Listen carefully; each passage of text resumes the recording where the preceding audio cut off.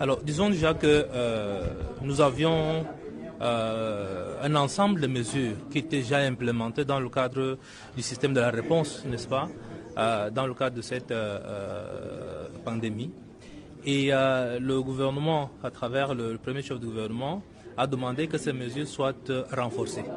Mais vous savez très bien que les mesures qui, pour le moment, doivent être scrupuleusement, n'est-ce pas, respectées, sont des mesures de distanciation.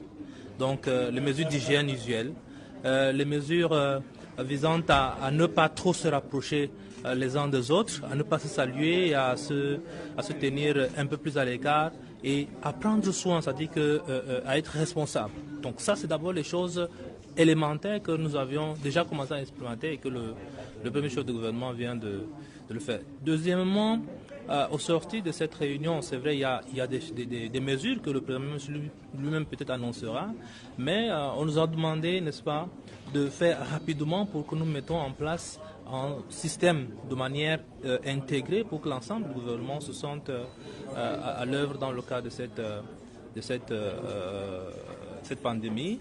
Et puis le ministre des Finances et le ministre de l'Économie sont appelés à mobiliser les financements nécessaires pour que la vie de nos compatriotes soit sauvegardée. Monsieur le ministre, s'agissant des écoles, d'aucuns pensent qu'il est peut-être temps de suspendre actuellement.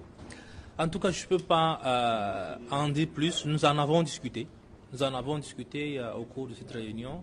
Et je pense que le Premier ministre a promis de faire un communiqué ou de rendre public des décisions relativement à cette question-là. Qu'en est-il de la fermeture des frontières? Ça fait partie des sujets qui nous ont préoccupés au cours de cette réunion.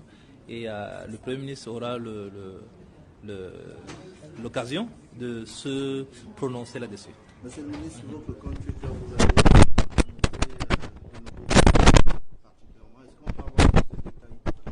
Oui.